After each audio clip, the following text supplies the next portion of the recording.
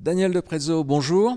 Bonjour. Vous êtes directeur des technologies de Veritas Technologies, comme le nom l'indique, et puis on vient ensemble de participer à cette rencontre qui est pour titre Tout savoir pour vivre à l'ère du cloud, bonnes pratiques, pièges à éviter, coûts cachés, tout un programme de discussion, mais on n'a que 5 minutes pour bien faire comprendre en quoi le cloud est devenu un élément majeur de la transformation numérique ou digitale des services publics. Oui, alors matinée vraiment très intéressante et je pense que ce qui en ressort, c'est que on ne peut pas faire de transformation numérique sans partir vers le cloud. Pourquoi ? Parce que la transformation numérique demande plus d'agilité, la capacité à répondre à des demandes de services, à des nouveaux besoins de services.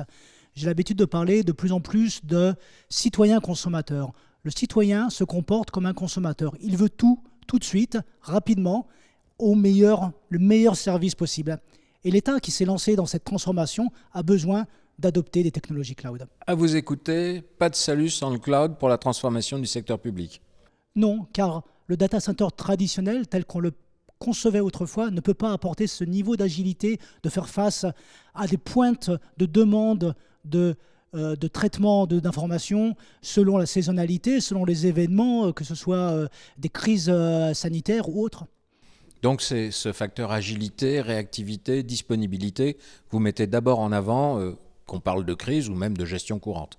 Tout à fait. C'est avant tout l'agilité qui est le principal besoin du cloud. Après, derrière, évidemment, il va falloir assurer la sécurité de la donnée, la confidentialité et toutes les autres tâches du data center traditionnel. Le cloud, ce qu'il va apporter a priori, c'est l'agilité au-delà du data center on-premise. Peut-être la sécurité également dans certains cas, parce que l'ANSSI dit en creux, les services de l'État n'ont pas des installations, on va dire, au dernier cri, tout parfaitement update en matière de sécurité, alors que d'autres grands hébergeurs, ayant une telle pratique de la défense, parce que très souvent attaqués, peuvent offrir des services supérieurs en la matière. Est-ce vrai ? La question, c'est est-ce vrai ? Tout dépend de ce que l'on entend en sécurité. Dans la sécurité purement technologique, oui, les grands hébergeurs ont aujourd'hui une capacité de traiter les problématiques de la sécurité de façon bien supérieure à ce que l'on peut faire nous-mêmes dans nos data centers traditionnels. Par contre, vient se poser la problématique de la confidentialité et de la souveraineté. Ce qui fait un peu peur dans le cloud, surtout dans le cloud public, c'est qui va pouvoir accéder à mes données. Je suis pratiquement sûr que mes données sont bien protégées, aussi bien au niveau sauvegarde, au niveau disponibilité, au niveau purement hacking, on va dire. Par contre, qui d'autre va pouvoir accéder et qu'est-ce qui se passe si un de ces grands acteurs demain décide de me mettre à la porte ou de fermer ses robinets ? Alors ça, c'est le problème de la réversibilité du système. Et alors, vous faites cette distinction entre confiance technologique, finalement, pas de problème du point de vue des grands hébergeurs.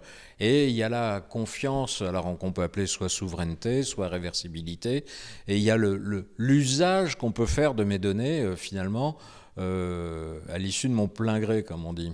Oui, il y a vraiment trois aspects différents. Petite suspicion quand même. Il y a une petite suspicion et on peut être très bien les meilleurs amis du monde aujourd'hui, mais demain, on ne sait pas, pour des raisons géopolitiques, ce qui peut se passer.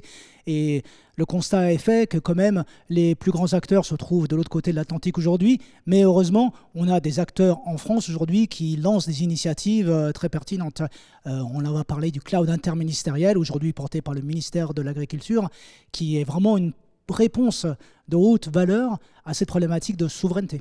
Le projet Oshimae qui associe déjà 4 ministères, celui de l'agriculture, puisque leader de l'opération, le ministère de l'environnement, une partie de la DGFiP et puis l'intérieur. Et on entend dire que l'éducation nationale pourrait rejoindre l'initiative. Est-ce que ce sont des solutions qui vous paraissent à privilégier ? Alors tout à fait, c'est vraiment les solutions à privilégier aujourd'hui au niveau national. Tout d'abord parce que l'investissement technologique est considérable, il est pertinent, il est évolutif de façon à pouvoir héberger et à répondre à toutes les problématiques. Et évidemment, il répond à la problème de confidentialité et de souveraineté. Alors c'est le directeur des technologies de Veritas Technologies qui nous parle. Et alors c'est quand même à lui que je dois demander ce que Veritas Technologies apporte comme service, valeur ajoutée, à des initiatives comme celle-là et au secteur public en général. Alors, de manière générale, on est présent dans plusieurs ministères, dans plusieurs secteurs aujourd'hui, aussi bien sur la protection des données que sur la rétention ou sur la cartographie. Si on parle du ministère de l'Agriculture, aujourd'hui, sur cette initiative, on assure la protection des données. On a nos logiciels bien connus et aussi du matériel de type appliance pour pouvoir justement protéger des données de type cloud sur de l'OpenStack, sur des technologies émergentes. Voilà. OpenStack qui donne lieu à un débat, mais on se reverra sur Acteur Public TV pour en parler parce que ce débat n'est pas clos.